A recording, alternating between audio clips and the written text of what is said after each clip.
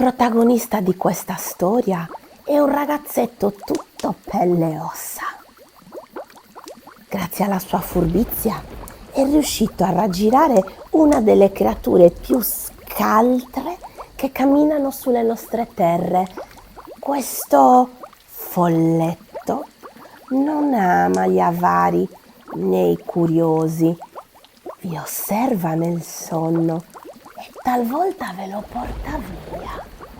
Questa è la storia di una lotta di astuzia che ha visto trionfare un piccolo essere umano con poche risorse ma tanto cervello.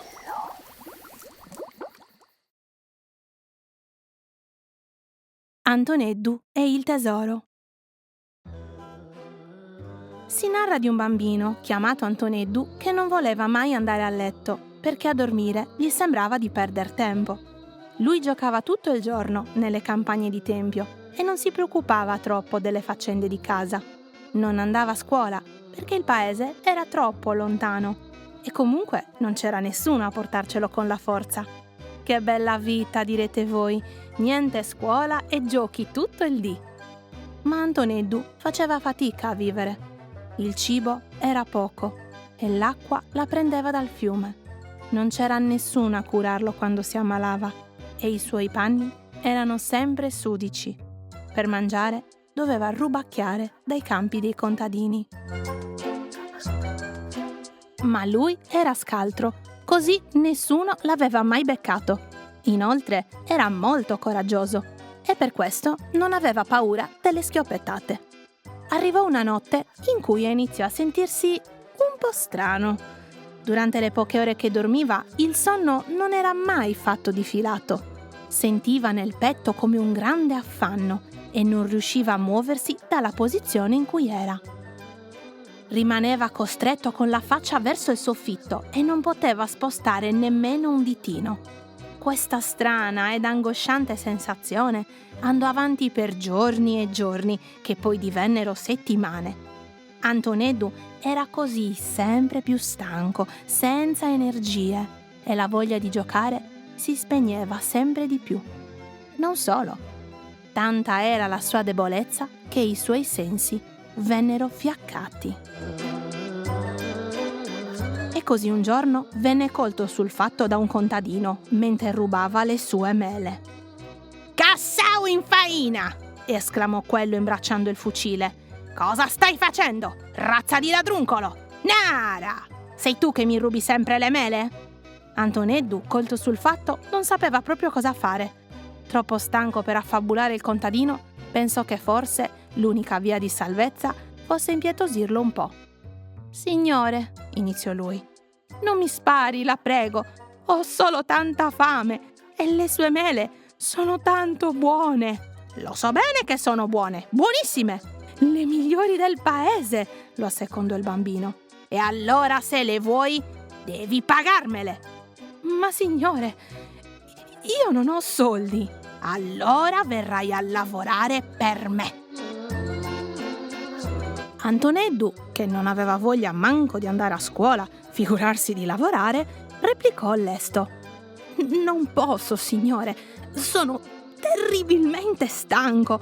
Sono notti e notti che non dormo a causa di un gran dolore al petto».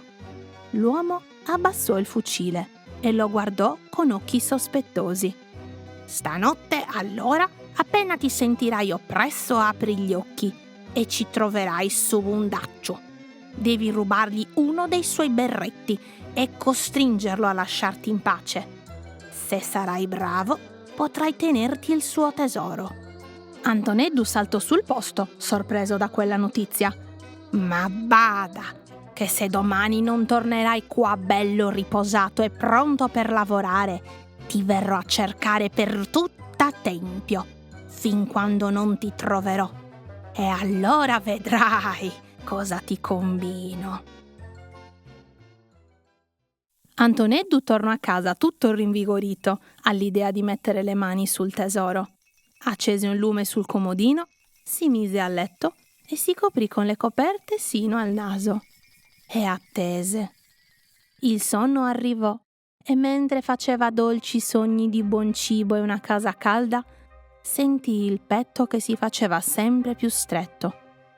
Un macigno si posò sopra di lui e così si costrinse ad aprire gli occhi. Vide sopra di lui un ometto corpulento, piccolo nella misura e goffo nell'aspetto.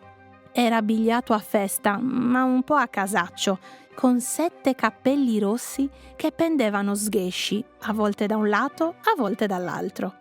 Antoneddu non si fece fermare dallo stupore, che pure era tanto, e fece come gli aveva detto il contadino. Con un veloce movimento della mano afferrò l'ultimo dei berretti e lo tenne stretto saldamente in una mano. L'ometto scosse il capo pieno d'ira e prese a sbraitare. Maledetto ladruncolo! Ridammi subito il mio berretto! Non penso proprio, a meno che tu non mi dica dove sta il tuo tesoro. Quello partì con una lagna insopportabile, piangeva e si disperava, tirando le sue lunghe orecchie appuntite. Pregò Antoneddu in tutti i modi, ma il bambino fu irremovibile. Se non mi riveli dove sta il tuo tesoro, non rivedrai mai più il tuo berretto. No e poi no! Allora il berretto me lo tengo io e al sorgere del sole diverrai polvere. Tanto schiamazzò e tanto si lagnò il folletto, ma Antoneddu non si fece impietosire. E fu così che il folletto si vide costretto a rivelargli dove si trovava il suo prezioso bottino. Il mio tesoro si trova ai piedi del tuo letto. Ecco, ora rendimi il berretto. Non penso proprio. Prima prendo il tesoro e poi ti darò il berretto. Sono ben più furbo di te e so che se te lo rendessi prima, tu lo faresti sparire. Il folletto lo guardò con occhi di fuoco, senza la possibilità di far niente per raggirare il suo piccolo avversario. Antoneddu trovò così sotto le assi del pavimento una grande bisaccia piena di monete d'oro, gioielli di perle e pietre preziose. Lo tenne ben saldo con una mano e si girò lesto a guardare il folletto.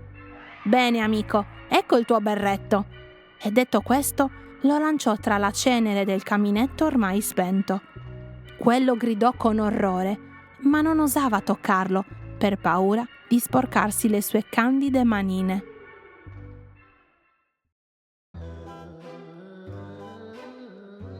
Antoneddu si era già girato di spalle e ora stava correndo per le campagne di tempio, fermandosi solo per lasciare qualche moneta nel campo del contadino che lo aveva minacciato. Non si sa mai, si disse, che questo mi viene a cercare fino in Cina. E ancora sta lì il povero folletto, tutto sconsolato, senza tesoro, ad aspettare che qualcuno passi di là e recuperi il suo berretto dalla cenere. Fine.